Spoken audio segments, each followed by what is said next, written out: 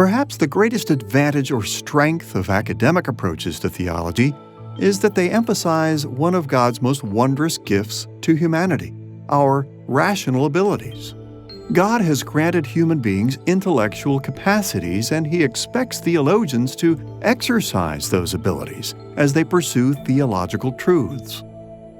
Throughout Scripture, wise men are honored for using their intellectual abilities in service to God. The Bible shows us that to be wise is to ponder what is true and to formulate sets of coherent beliefs out of those rational inquiries. For instance, Solomon was considered wise because he exercised his ability to think through matters. Listen to the high praise given to Solomon in 1 Kings chapter 4, verses 29 through 31.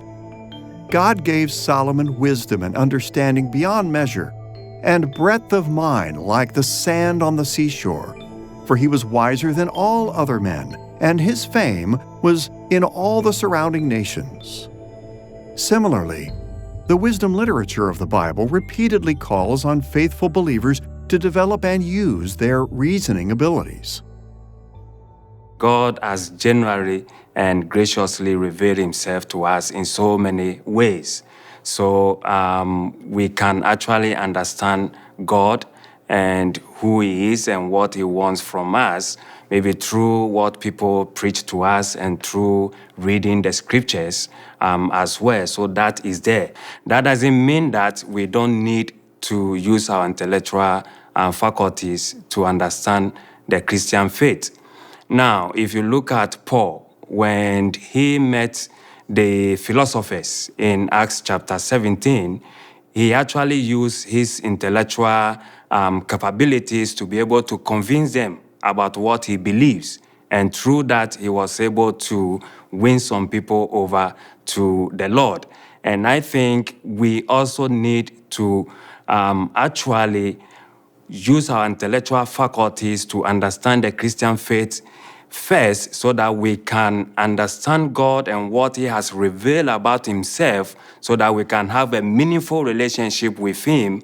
And number two, so that when anybody asks us about our faith, we will be in a good position, whether a philosopher or whoever that person may be, we will be in a good position to explain our Christian faith to that person, like Paul did. So I think it is very, very important for us to use our intellectual faculties or the gift that God has given us to reason to be able to understand our Christian faith.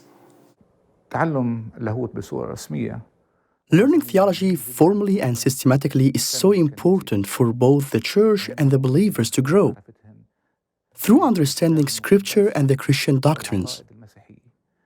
The church usually doesn't cover these subjects, and we need to train people who can study the Word of God and teach it to others in order to create a generation capable of bearing the message and the depth of teaching God's Word to others through their training, evangelism, relationship with the church, and especially the relationship between the church and the society.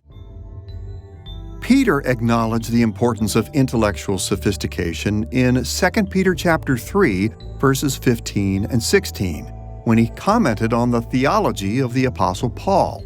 He noted, "Our beloved brother Paul also wrote to you according to the wisdom given him.